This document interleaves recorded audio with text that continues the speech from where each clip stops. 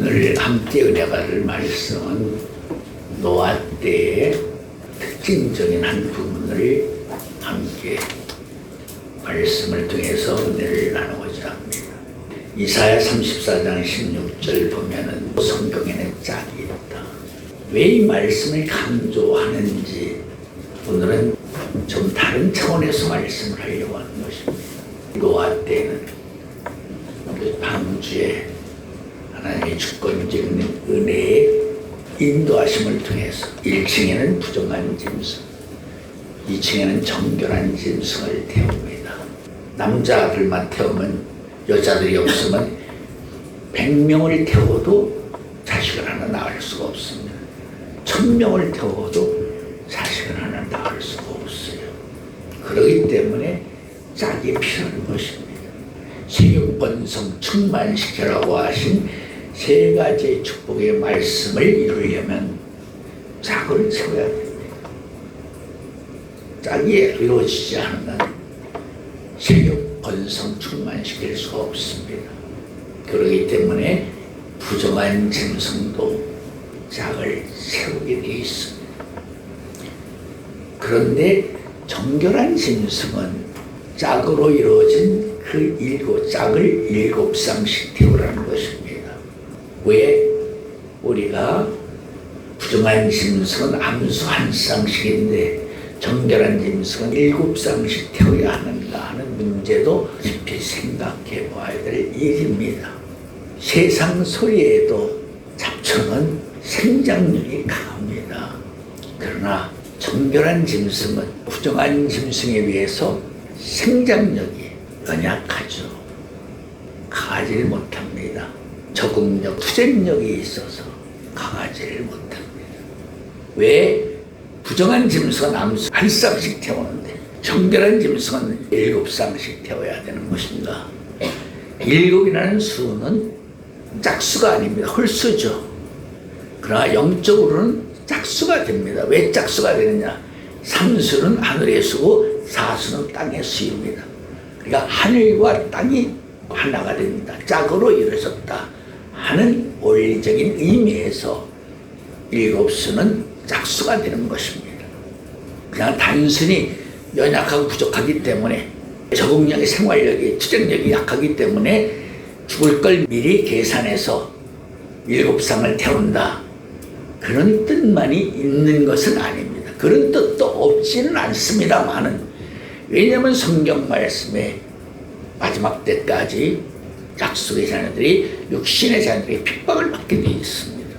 그런 점도 없지는 않는 것이지만 그 7쌍이라는 의미 속에는 그런 짝수가 이루어져 있다 하는 것을 알아야 됩니다.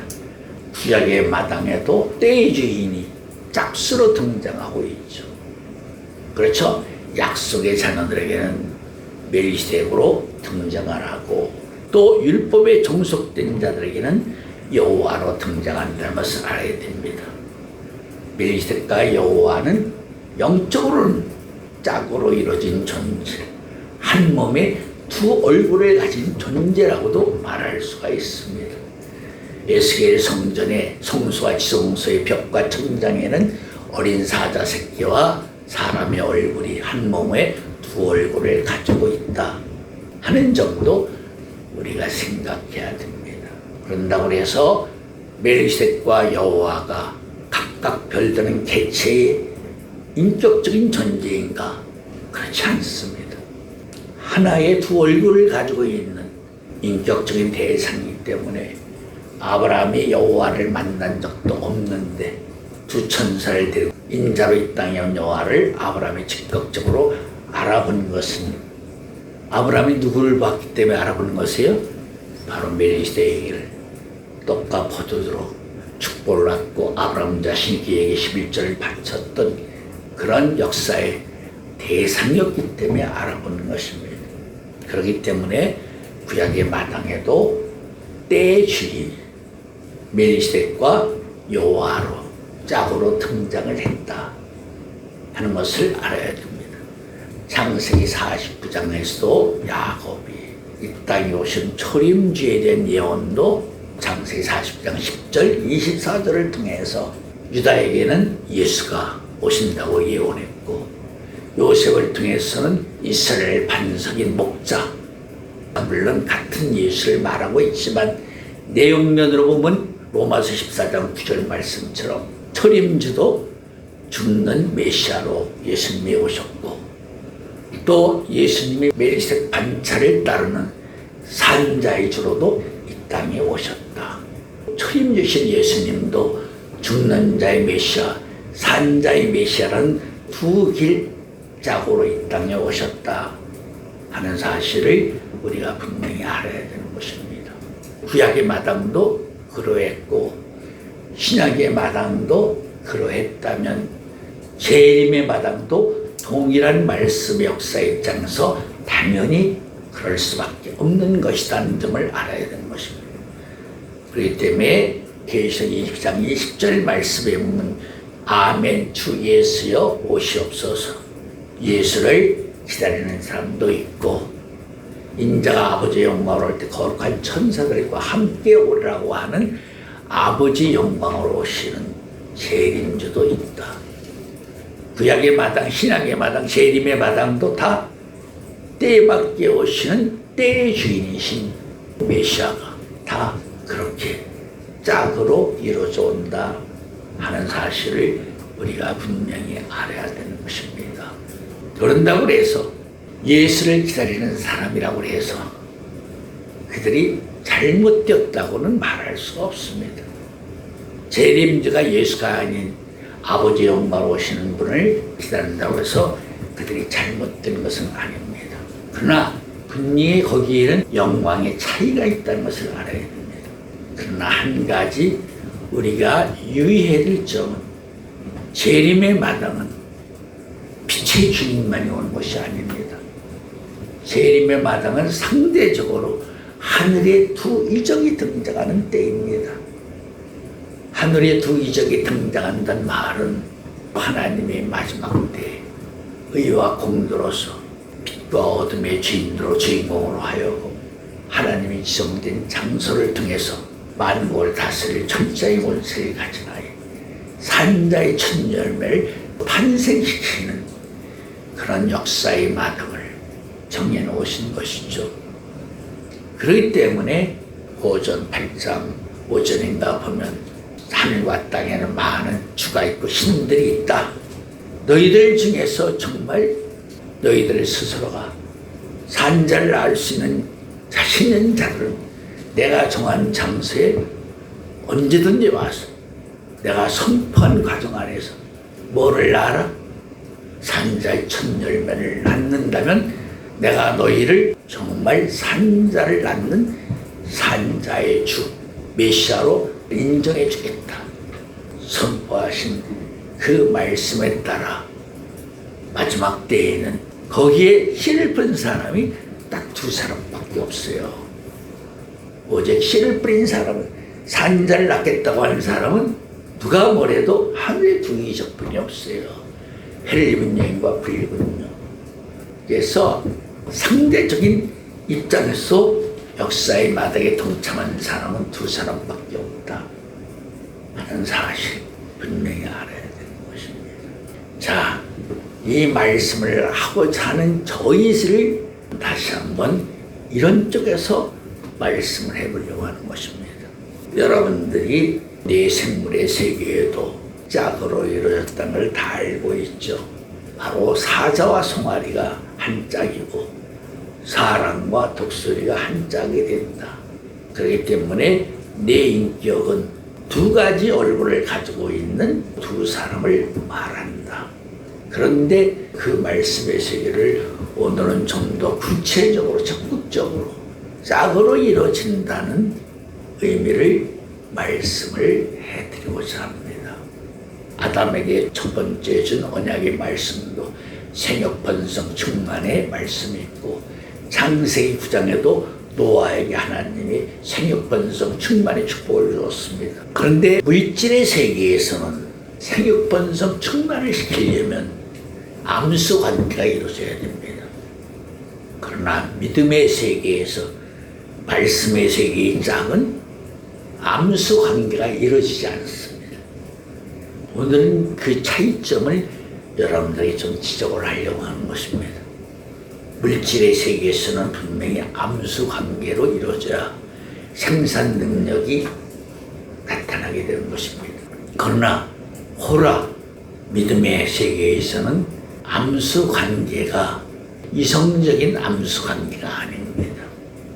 갈라디아 4장 15절인가 그렇죠. 바로 일만 스승이 있으되 아이를 낳는 아비는 많지 않다 하는 말씀을 할 것입니다. 분명히 베드로도 내가 믿음의 아들 마가를 낳았다. 바울도 세 사람을 낳았다고 말하죠. 디모데, 디도, 오네시모 믿음으로 낳았다는 것을 말한 것입니다. 그것은 이성적인 남녀 암수 관계에서 낳았다는 뜻이 아닙니다. 뭘로 낳았다는 거죠? 믿음으로 낳았다는 것이죠. 이 말씀을 깊이 이해하지 못하면 표면적인 말씀으로 오해할 수밖에 없기 때문에 오늘날 많은 여자들이 나는 누구의 부인이다 뭐 이런 얘기를 많이들 하고 있죠. 그것은 말씀을 육적으로 육신의 입장으로서 판단한 육신의 생각, 육신적인 믿음을 가지고 믿고 있기 때문에 문제가 되는 것입니다. 만약에 그렇다면 만국을 다스리는 철장의 권세를 가진 아이도 누가 되게 돼요? 여자가 되게 됩니다. 그러나 생육번성 충만이라는 축복은 물질의 세계는 물질적인 차원에서 생육번성 충만이라는 말씀이 당연히 적용을 받겠지만 물질의 세계가 아닌 비물질의 세계로 이루어지는 완전한 몸과 혼과 영으로 이루어진 세계에서는 물질적이면서도 비물질적으로 이루어진 영광의 세계이기 때문에 이 성간의 암수의 관계로서 짝으로 이루어질 아무런 의미가 없는 것이다 하는 점을 알아야 되는 것입니다. 그래서 예수님도 부활한 사람들은 모두 천사와 같다. 여기서 천사와 같다는 말은 이런 뜻입니다. 영원한 몸을 갖지만 그 몸은 물질로 이루어진 몸이 아니라 비물질로 이루어진 완전한 몸이다. 여기서 비물질로 이루어졌다는 말은 죄와 상관없이 이루어진 물질의 세계를 말하는 것입니다. 그 물질은 죄를 가지고 오는 볼 수 없는 대상의 물질입니다. 죄를 갖고 오는 그 물질을 볼 수도 없습니다. 그 물질의 세계에 들어갈 수도 없고요. 함께할 수도 없는 것을 말하는 것입니다. 그렇기 때문에 부활한 존재를 바로 천사와 같다고 예수님이 표현하신 것이다 하는 점을 알아야 됩니다. 그렇기 때문에 마지막 때 신랑 신부는 암수 관계로 이루어진 신랑 신부가 아니라 무슨 관계로 이루어진 신랑 신부다? 바로 비물질로 이루어진 신랑 신부의 관계라고 말할 수가 있는 것이다. 이렇게도 말할 수가 있는 것입니다. 바로 모세와 엘리야. 엘리야는 사자, 유다 지파에게 사자가 그려졌죠. 그렇기 때문에 다윗에게 하나님이 성전을 짓지 못하게 한 것이에요. 왜? 너는 군이라 피를 많이 흘렸기 때문에. 사자는 야수의 왕이죠. 네 모든 짐승을 많이 잡아먹었기 때문에 피를 많이 흘렸기 때문에 너는 성전을 지을 수 없어. 그러나 모세는 어떤 사람이에요? 하나님께 화목제를 들 수 있는 소 같은 사람이에요. 하나님에게 제물이 될 수 있는 사람이죠. 송아지. 그렇기 때문에 모세는 광야길로 인도하는 이스라엘 백성들의 죄를 책임져야 되는 사람. 그렇기 때문에 구약의 마당에 신랑 신부는 바로 누구라고 말할 수 있다? 예를 들어서 말한다면 구약의 신랑 신부는 바로 엘리야가 신부와 같은 사람이라면 모세는 신랑과 같은 사람이 된다 하는 사실을 알아야 되는 것입니다. 이와 같은 본질적인 의미대로 마지막 때에도 신랑 신부로 등장해야 되시는 분은 암수 관계로 등장하는 것이 아니라 창조 본연의 원리대로 등장하게 되는 것이다 하는 점을 알아야 되는 것입니다. 다시 말하면 이런 뜻입니다. 지금부터 말씀이 조금 무거워질 수가 있습니다만 여러분들이 집중해서 잘 들어줘야 됩니다. 잘 들어달라는 말은 잘 소화시킬 줄 알아야 된다 라고 말하는 것입니다. 자, 스스로 계신 자가 자기의 집을 지으셨습니다. 자기의 집을 지으시고 혼자 계신다면 지으나 마나죠. 집을 지으신 스스로 계신 자 자신의 영광을 누군가 나타내어 줄 자가 있어야 됩니다. 자기의 영광을 나타내기 위해서는 항상 영광을 나타내어 주시는 본인 앞에서 찬양 경배의 영광을 돌릴 수 있는 대상을 지어야 됩니다. 그런 그도 생육번성 충만시킬 수 있는 창조 본연의 원리의 근본을 가지고 있는 대상으로서 지음을 받아야 된다. 단순히 자기의 영광을 위해서 짓는 것이 아니라 그분의 영광은 그분이 지은 모든 만물의 세계를 통해서 나타내야 되기 때문에 모든 만물의 세계를 통해서 그분의 영광을 나타내려면 모든 만물의 세계를 지키고 다스리고 생육번성 충만시킬 수 있는 사람을 짓지 않으면 안 된다 하는 것을 말하는 것이죠. 그런 입장에서 하나님이 최초로 자기 형상과 모양 닮은 거룩한 존재, 그 존재가 바로 내 생물의 존재가 되는 것이다. 분명히 성경에는 말씀을 했죠. 아브라함을 축복하는 자는 아브라함과 같은 축복을 받고 아브라함을 저주하는 자는 저주를 받는다. 그 본질적인 의미를 최초에 가진 사람이 누구예요? 바로 내 생물이죠. 왜 내 생물이 그런 본질적인 권능을 갖게 되는 것인가? 하나님이 지으신 모든 만물의 세계를 통해서 영광을 받는 대상이 누구예요? 그를 지키고 다스리고 생육, 번성, 충만시키는 네 생물을 통해서 받는 것이에요. 하나님이 직접 받는 것이 아니에요. 하나님은 네 생물에게 하나님이 가지고 있는 모든 것을 다 주었어요. 하나님이 가지고 있는 모든 것을 다 받은 네 생물이 모든 만물로 하여금 하나님께 영광을 돌리게 만들어야 됩니다.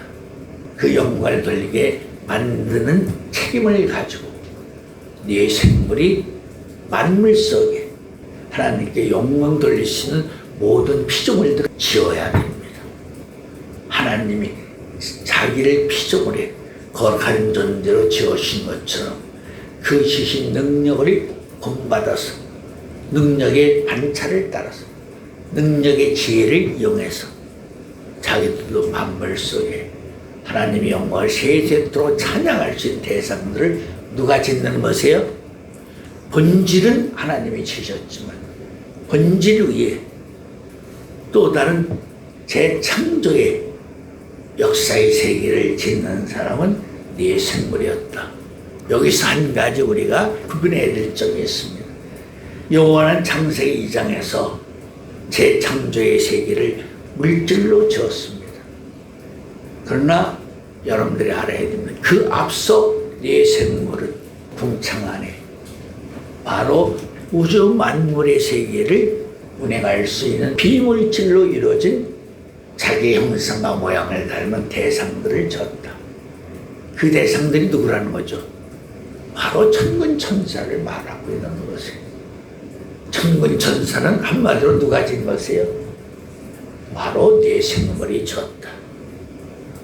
그러나 물질로 이룬 재창조의 세계는 누가 졌죠? 여호와가 졌다 하는 사실을 알아야 됩니다. 그럼 여호와가 물질의 세계를 재창조 역사로 지었다. 또 비물질로 이루어진 천군 천사의 세계를 내 생물이 졌다. 이 차이점은 무엇인가 하는 것도 우리가 깊이 생각해야 될 부분입니다. 이 차이점은 무엇인가? 자, 분명히 내 생물의 시대는 여호와의 시대에 많은 시간의 차이가 있죠. 다시 말하면 비물질로 이룬 천군의 세계는 이 땅에서 물질로 이룬 세계와는 비교할 수 없이 많은 세월의 격차가 있었다 하는 사실도 우리가 분명히 인정해야 될 부분입니다. 그것을 깨닫지 못한다면 오늘 말씀을 수용하기가 힘들다 하는 사실을 알아야 되는 것입니다.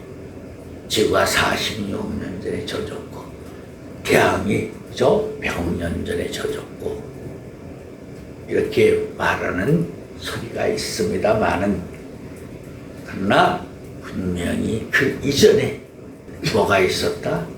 내 생물이 지은 재창조 역사가 있었다. 내 생물이 그 재창조 역사의 세계는 물질로 이루어진 세계가 아니라 비물질로 이룬 재창조의 역사의 세계가 있었다.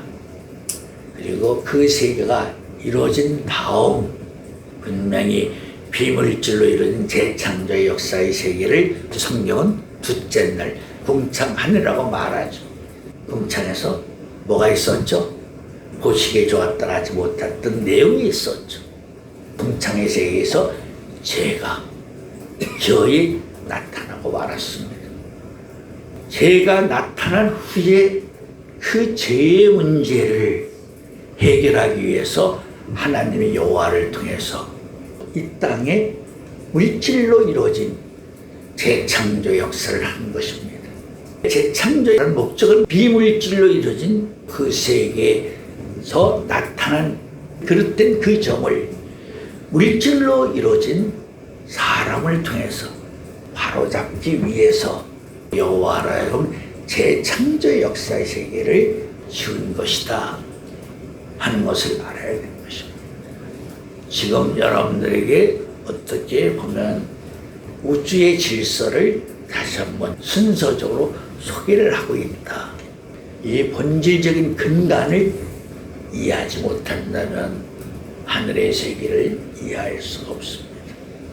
천사가 비물질로 있는 그들의 영역에 물질로 있는 우리들로서는 감히 상상할 수도 없는 세계이기는 하지만 그러나 그런 천사들의 타락을 물질로 이루어진 우리로 하여 그 문제를 바로 잡으려고 하는 것이 하나님의 숨겨진 뜻이었다. 여기서 숨겨진 뜻이었단 말은 그 부분을 누가 몰랐다는 거죠? 천사들은 알지 못했다. 알지 못했던 그 비밀을 하와가 그걸 처음 가르쳐 준 거예요. 하와가 에덴 동산 각종 나무 열매는 임의로 먹으라 했는데 선악을 알게 한 나무 열매는 만지도 말고 먹지도 말라고 했다. 만지지도 않은 건 자기 생각을 말한 것이 하나님은 만지지도 말라는 말은 안 했습니다. 임의로 먹되 선악을 알게 한 나무 열매는 먹으면 정령 죽으리라. 그 말 때문에 천사들의 세계에서 뭘 아는 거죠? 바로 물질로 이루어진 사람을 만든 것은 우리가 저지른 죄와 허물을 하나님이 그들을 통해서 바로잡기 위해서 또 그들을 통해서 우리를 심판하기 위해서 그들을 지어줬다는 것을 바로 비물질로 이루어진 타락한 천사들이 그때서 그것을 알게 된 것입니다. 그 전까지는 알지 못했죠. 그래서 들짐승 중에서 한가한 뱀이 그런 목적을 가지고 지은 아담과 하와 가족을 침투해서 그 말을 듣고 난 이상은 그들로 하여금 어떻게든지 그 열매를 따먹게 해야죠. 그래야 하나님이 세우신 뜻을 무너뜨릴 수가 있거든요.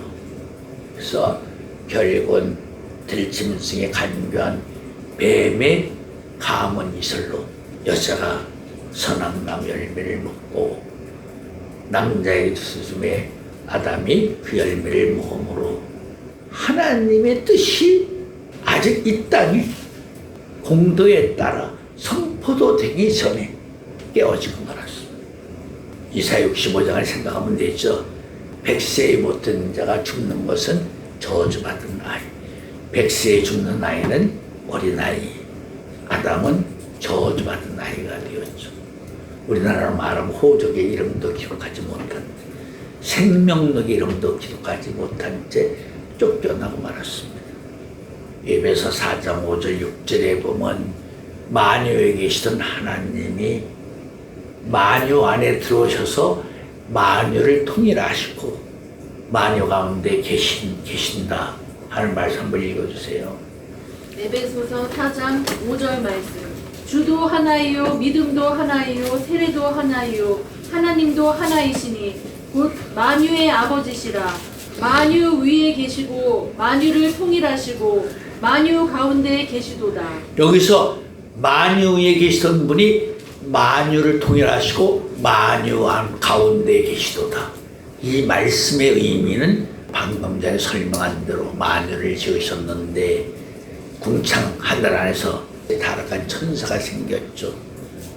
그래서 그것을 해결하시기 위해서 만유 위에 계시던 아버지가 만유 안에 들어오셔서 궁창을 중심으로 은물과 아랫물을 만드셨다. 그리고 본인 자신이 만유 가운데 에덴 동산 한가운데 계셨다.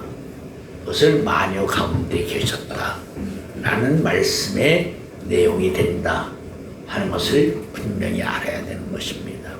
여러분들이 이제는 하늘 차원에서 하늘의 세계에 대해서 항상 말씀을 받는 사람이 되어야 돼요. 빌립보 3장 20절에 뭐라고 되어 있죠? 하늘의 신권을 갖는, 하늘의 신권을 준다는 말은 뭐죠? 하나님의 후사로서 하나님의 아들, 딸이 되어서 하늘의 역사에 동참할 사람들이 된다. 이 땅에 천년왕국이 이루어지면 천년왕국이 맞춰지는 때, 끝나는 때 우리는 이 땅에 남아있는 존재가 아니라 요한복음 14장 2절 이하의 말씀처럼 다 어디로 가게 돼 있어요? 사도 4장 16, 17절 말씀처럼 우리는 생명의 대이동을 통해서 하늘나라에 가게 됩니다. 궁창의 세계에 하늘나라 실제로 가는 것이에요. 이 땅에 있는 것이 아니에요. 여러분들이 지금 잘 믿어지지는 않겠지만 언제 믿어지느냐? 바로 우리가 변화를 받는 순간, 그때는 믿어지는 것이 의심 없이 조금 부활을 통해서 변화를 받는 순간. 요한복음 5장 25절 말씀처럼 하나님의 아들이 잠자고 있는 우리 각자의 음성을 불러주실 때, 그때까지 살아있는 자들에게는 변화의 과정이 있습니다. 어느 순간 1초에서 2초 미만 그 순간에 변화를 받는 순간에 우리 자신도 모르게 우리가 변화의 몸으로 바뀌어진다 하는 것을 알고, 그때는 성경 말씀, 하나님의 말씀을 우리가 인간이 아는 차원에서 믿어지는 것이 아니라 하나님의 아들, 딸로서 하나님의 자녀로서 후사로서 성경 말씀을 다 믿을 수 있게 되는 것입니다. 천사들이 알고 있는 하늘의 세계, 그것은 아주 조그만 것이 지나지 않아요. 우리가 알고 있는 하늘의 세계는 그들이 감히 상상도 못하는 세계예요. 그래서 우리가 천사를 심판할 수 있는 존재들이 되는 것입니다. 천사들보다 부족하다면 그들은 어떻게 우리가 심판할 자격이 주어져요? 천사들을 심판한다는 말은 천사들이 가지고 있는 영역에 비교도 되지 않을 만큼 더 큰 거룩한 영광의 영역을 갖기 때문에 우리가 천사들을 심판할 수 있는 것이지. 고전 6장 3절 한번 읽어주세요. 고린도전서 6장 3절 말씀. 우리가 천사를 판단할 것을 너희가 알지 못하느냐? 그러하거든 하물며 세상 일이랴. 여기서 판단이라고 나와 있지만 어느 성경에는 심판이라는 말도 나와 있습니다. 히브리 2장 16절에도 하나님이 천사를 붙들어 주려 하심이 아니라 아브라함의 후손인 우리를 붙들어 주려 하심이라. 그렇습니다. 예수님이 십자가를 짊어지고 천사로 짊어진 것이 아닙니다. 우리를 위해서 짊어지는 것입니다. 그러니까 우리가 얼마나 천사들보다 뛰어난 존재인 줄 알아야 됩니다. 천사들과 우리는 천년의 차이가 있다는 사실을 알아야 됩니다. 생명의 부활과 의인의 부활은 천년의 차이가 있습니다. 의인의 부활로 변화를 받는 사람들은 하나님의 자녀 후사가 되지만, 생명의 부활로 구원받는 사람들은 바로 하나님의 후사로 구원받는 사람들을 위한 천사로 구원받는 사람들입니다. 여기서도 한 가지 중요한 사실은 생명의 구원을 받는 천사들과 하늘에서 이 땅에 오지 못하고 천사로 징을 받은 천사들과는 그 차이가 있다는 것을 알아야 됩니다. 생명의 부활로 구원받는 천사들은 하늘로 올라가면 거룩한 천사들이 됩니다. 그들은 물질과 비물질한 두 가지 정체성을 가지고 있기 때문에 비물질로 이진 천사들에 비해서는 그들이 더 거룩한 천사, 영광을 가진 천사들이 되는 것입니다. 다시 말하면 비물질로 이루어진 천사들은 첫째 부활로 이루어진 하나님의 자녀들을 직접 받들며 섬기지 못합니다. 생명의 부활로 물질과 비물질로 부활받은 그 천사들만이 의인의 부활로 부활받은 하나님의 후사들을 받들며 섬길 수 있는 자격을 얻는 것입니다. 비물질로 이루어진 천사들은 종에 지나지 않습니다. 그들은 하나님 후사들 앞에 감히 나타날 수도 없는 존재들입니다. 천지는 없어져 일점에로 떨어지지 않는다 하물며 하나님의 말씀이, 예수님의 말씀이 이 땅에서 다 이루어지지 않는다면 절대 세상 끝이 이루어지지 않습니다. 구속사의 끝이 이루어지지 않는다는 것을 알아야 됩니다. 그렇기 때문에 말씀을 믿어주는 사람들이 필요한 것입니다. 아브라함이 저 신앙바람에 누구를 증거했어요? 3년 된 수양 한 마리. 예수님이 이 땅에 표면적으로는 짝으로 오지 않았어요. 물론 6개월 먼저 온 세례요한이 예수님을 증거하는 증거자가 되었지만은 세례요한이 예수님의 짝은 되지 못해요. 예수님 자신은 스스로 짝이 되신 분이지 타의에 의한 짝이 되신 분이 아니에요. 그래서 항상 율법가들이 예수님의 규정을 지목을 하죠. 너는 혼자가 아니냐? 그러면 예수님이 항상 뭐라 하죠? 나는 혼자가 아니야. 내 안에 아버지가 있고 아버지 안에 내가 있다. 아버지가 나를 증거해 주시고, 예수님은 창조주 하나님이시기 때문에 어떤 피조물을 봐도 짝이 될 수 없는 분이에요. 예수님 자신이 스스로 짝이 되어 있는 것이죠. 속사람과 겉사람, 신성과 인성, 두 가지가 예수님 자신의 짝을 의미하고 있죠. 그러나 피조물은 다 짝으로 이루어지게 되어 있다. 왜? 아담이 혼자 있는 모습이 하나님 보기에 너무 외롭고 쓸쓸하고 그렇게 보였죠. 자기가 아담에게 준 세계는 모든 피조물들이 짝으로 이루어졌는데 막상 그 주인격에는 아담이 홀로 있는 것이. 그래서 아담에게 갈비뼈로 여자를 만들어줬다. 갈비뼈로 여자를 만들어줬다는 말은 어떻게 보면 아담의 속사람을 이용해서 여자를 만들어줬다, 그런 의미도 되는 것입니다. 그렇기 때문에 여자는 강건한 겉사람에 의해서 절대적인 보호를 받아야 될 대상이 된다. 어떻게 보면 겉사람보다 속사람이 더 중요한 것이죠. 내성의꼴로 외움이 이루어진다는 말씀대로 여자는 아담의 속사람을 이용해서 를 만들었다 라고도 말할 수가 있는 것입니다. 자, 여기까지만 하고 말씀을 마치겠습니다. 기도드리겠습니다.